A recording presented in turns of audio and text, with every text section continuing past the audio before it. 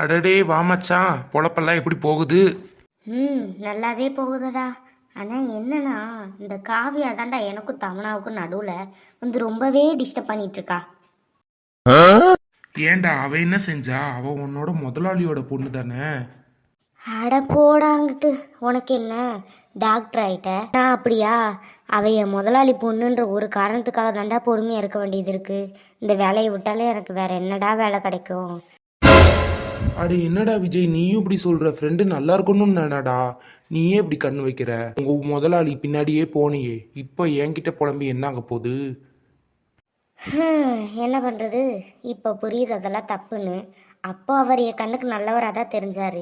இப்போவும் நல்லவர் தானே, இல்லைன்னு சொல்லலை. ஆனால் அவங்க பொண்ணை தாண்டா எனக்கு சுத்தமாக பிடிக்கல. எனக்கும் தமனாவுக்கும் பிரச்சனை இழுத்து விட்டுட்டே இருக்காடா. சரி, அப்போ என்ன, தமனாவை நீ சீக்கிரம் கல்யாணம் பண்ணிக்கிற வேண்டியதானே? உங்க அப்பாட்டையும் உங்க அம்மாட்டையும் பேசு. டே விஜய், நிம்மதியாக கொஞ்ச நேரம் தமனாவை பற்றி யோசிக்க வர்றேனா? என்னடா பிரச்சனை? ஏண்டா கல்யாணம் தானடா சொன்னேன், அதுக்கேண்டா இவ்வளோ வைக்கப்படுற?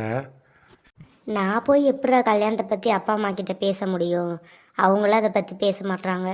பார்ப்போம் என்னதான் நடக்குதுன்னு. சரிடா, உன்னோட இஷ்டம். எதுவாக இருந்தாலும் யோசிச்சு நல்ல முடிவாயிடுடா.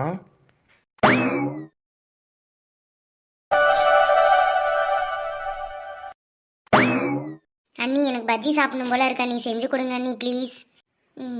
என்னடா ஒன்றும் கேட்கலையே நினச்சேன், கேட்டுட்டா. அடியே, உங்கள் அம்மா சும்மா தானே இருக்காங்க, அவங்கக்கிட்ட கேட்க வேண்டியதானே? ஏண்டி எல்லாரும் ஏன் தலையவே உருட்டுறீங்க? அண்ணி, நீங்கள் மைண்ட் வாய்ஸ்ன்னு நினச்சி சத்தமாக பேசிகிட்டு இருக்கீங்க. எங்கள் அம்மா காதில் விழுந்துருச்சு அண்ணி, விழுந்துருச்சு. அட பரவாயில்ல விடு தம்மனா, நம்ம அத்தை தானே, கோவப்பட மாட்டாங்க. என்னத்த? சொல்லுவடி சொல்லுவேன், ஏன் சொல்ல மாட்டேன்? சரி வாங்க, சுட்டு தரேன். சீக்கிரம் என் பின்னாடியே வந்தாதான் செஞ்சு தருவேன், இல்லாட்டி நீங்க 2 பேரும் உட்காந்து விறகடுப்புல பஜ்ஜி சுட்டு தின்னுக்கங்க. இதோ வந்துட்டோம் வந்துட்டோம். அத்தை, இப்படியே இவ்வளவு நேரம் தான் அடுப்பவே பார்த்துக்கிட்டு இருப்பீங்க? எப்பதான் பஜ்ஜி போட ஆரம்பிப்பீங்க?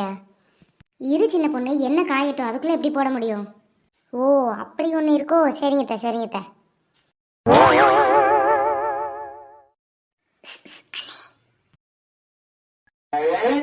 என்ன தம்மனா இப்படி கூப்பிட்டுட்டு இருக்க? அண்ணி, குறுக்க குறுக்க கேள்வி கேட்காதீங்க. எங்க அம்மா உங்களை பஜ்ஜி சுட சொல்லிடுவாங்க, பரவாயில்லையா உங்களுக்கு?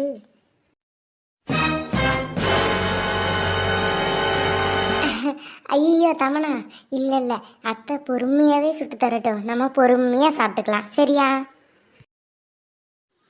எங்க அண்ணி எப்பேற்பட்ட ஆளு, சின்ன பொண்ணா கொக்காவா? தமனா, உன் மைண்ட் வாய்ஸை நான் கேட்ச் பண்ணிட்டேன், வாயை மூடிக்கிட்டு உட்காரு.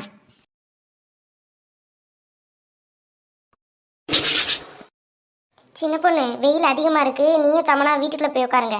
இந்த பஜ்ஜி ரெடி ஆயிடுச்சு, நான் எடுத்துட்டு வரேன். அதைத்தானே நாங்கள் சொல்ல வந்தோம். சரிங்க த.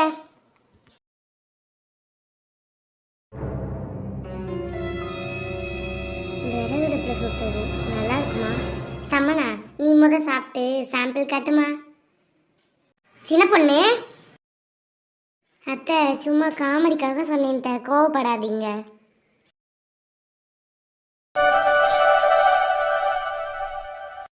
சின்ன பொண்ணு, இப்படி மரத்துக்கு அடியில் நல்லா குழு குழுன்னு வந்து உட்காரதை விட்டுவிட்டு எப்போ பாரு 2 பேரும் கோழி அடைஞ்ச மாதிரி வீட்டுக்குள்ளே அடைஞ்சே கிடக்குறீங்க. எப்படித்தேன் உங்களுக்குலாம் பொழுது போகுதுன்னே தெரியல. அடடே, வாங்க மாப்பிள்ள உட்காருங்க. வாங்கண்ணே, நல்லா இருக்கீங்களா? வீட்டில் எல்லாரும் எப்படி இருக்காங்க? எல்லாரும் நல்லா இருக்கோம்மா, நீங்கள் எல்லாரும் நல்லா இருக்கீங்கல்ல? ஒரு முக்கியமான விஷயமா பேசிட்டு போகலான்னு தாம்மா வந்தேன். என்ன மாப்பிள்ள, எதுவும் பிரச்சனையா? சம்மந்தி அம்மா எதுவும் சொல்லி விட்டாங்களா மாப்பிள்ள?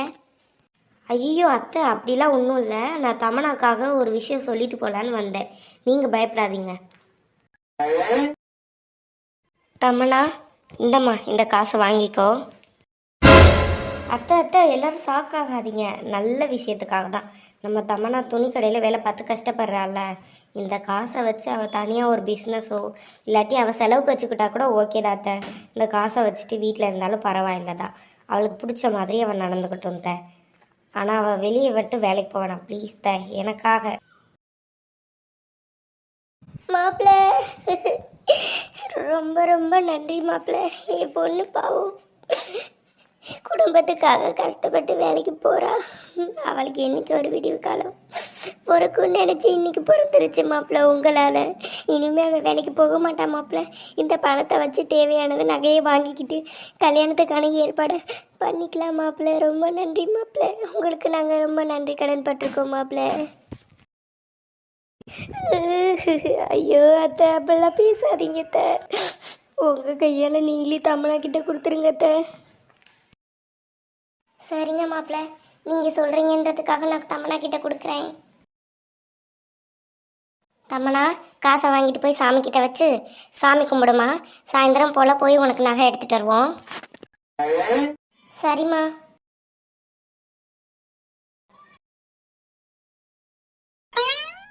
ஏன் மாப்பிள்ள உங்களுக்கு தேவையில்லாத வீண் செலவு. எங்கள் வீட்டு பொண்ணுக்காக நீங்கள் பாவம் காசு கொண்டு வந்திருக்கீங்க. சம்மந்திக்கு தெரிஞ்சா ஏதாவது சொல்ல போகிறாங்க மாப்பிள்ள. அப்படிலாம் ஒன்றும் இல்லைத்த. அம்மாவுக்கு தெரியாது, தெரியாமல் நான் பார்த்துக்கிறேன். நீங்கள் தம்மனாவை கூட்டிகிட்டு போய் அவளுக்கு பிடிச்சதை எடுத்து கொடுங்கத்த. சரிங்க மாப்பிள்ள, ரொம்ப நன்றி.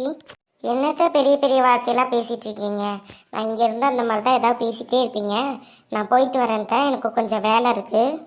இருங்க மாப்பிள்ள, சின்ன பொண்ணு டீ போட போயிருக்கா, வந்ததும் குடிச்சிட்டு போங்க. இல்லைத்த, இப்போ தான் வர வழியில் குடிச்சிட்டு வந்தேன், நான் போயிட்டு வரேன். ஏன்த்த, என்னாச்சு அண்ணாவுக்கு திடீர்னு வந்தாரு, காசு கொடுத்துட்டு போகிறாரு? எதுவும் பிரச்சனையாக இருக்குமோ? அடி நீ வேற ஏண்டி கூறு கட்டவளை, நல்ல வார்த்தையை பேசி பழகடி. அப்படியெல்லாம் பிரச்சனைலாம் எதுவும் கிடையாது. தமனா வேலைக்கு போகிறது அவருக்கு ஏதோ பிடிக்கல போல இருக்குது, அதனால் கொடுத்துட்டு போகிறாரு. எல்லாம் நல்லதுக்கு தான், விடு. சரிங்க அத்தை, ஏதோ சொல்கிறீங்க. ஆனால் அந்த காசை வச்சு என்ன பண்ண போகிறீங்க இப்போது? அதான் நகை விலை ஏறிக்கிட்டே போகுதுல, அதுக்குள்ளே நம்ம தமனா கல்யாணத்துக்குள்ளே நம்ம தமனாவுக்கு ஏதாவது எடுப்போம். அந்த காசில் எவ்வளோ எடுக்க முடியுதோ அவ்வளோ எடுத்து வைப்போம். மீதி காசு ஏதாவது இருந்தால் உனக்கும் அத்தை பார்த்து எடுத்து கொடுக்குறேன். சரிங்க அத்தை, வீட்டுக்குள்ளே போகலாமா?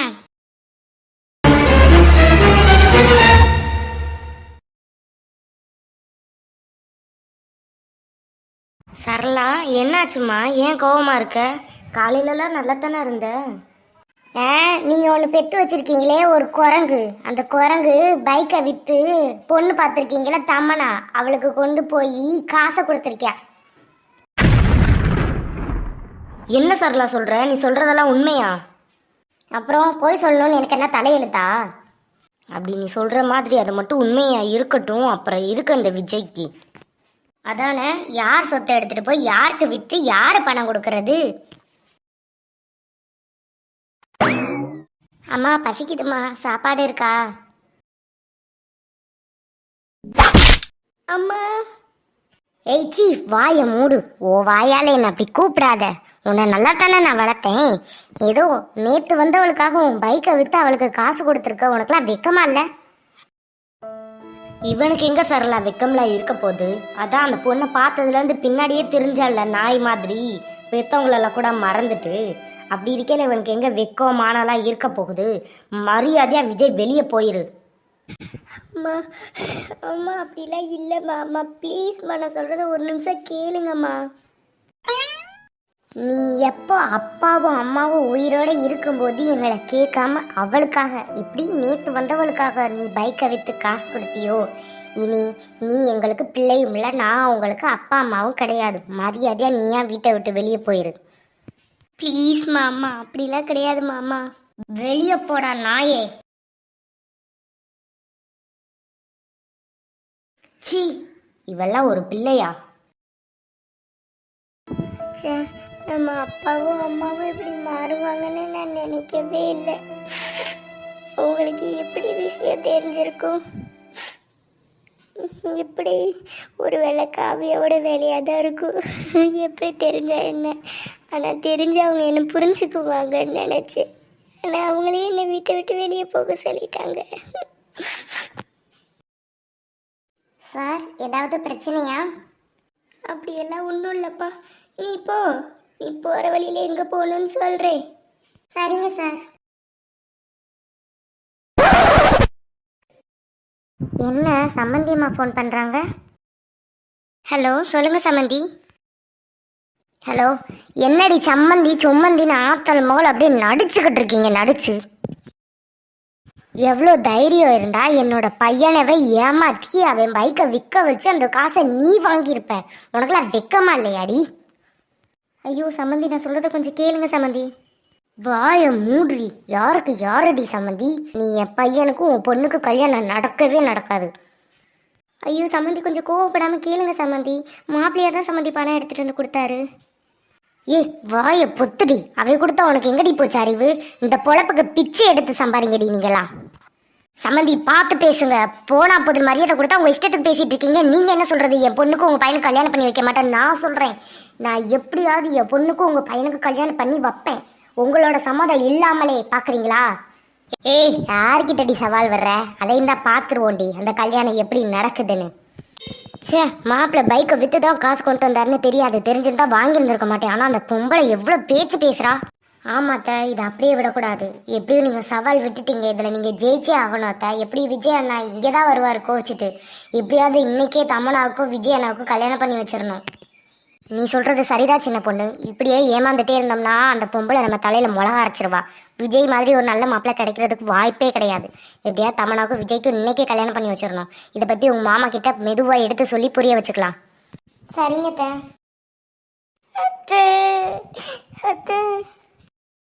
மாப்பிள்ளை, நீங்கள் எதுக்கும் கவலைப்படாதீங்க. எல்லா விஷயம் எனக்கு தெரியும். உங்கள் அம்மா இப்போ தான் ஃபோன் பண்ணி சொன்னாங்க. இன்னைக்கே உங்களுக்கும் தமனாவுக்கும் கல்யாணம். முதல்ல ஏன் எதுக்குன்னு கேட்காம நீங்களும் தமனாவும் போய் ரெடி ஆகுங்க. அத்தை அது அத்தை. அண்ணா அதான் அத்தை சொல்கிறாங்கல்ல, போங்க நீங்கள் தமனாவும் போய் ரெடி ஆகுங்க. சரிங்க அத்தா.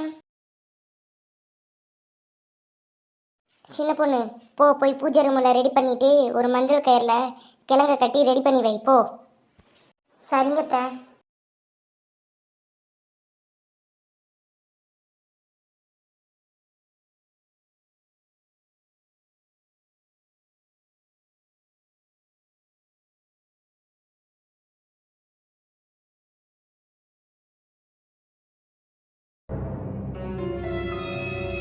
தமனா டைம் ஆகுது, சீக்கிரம் வா.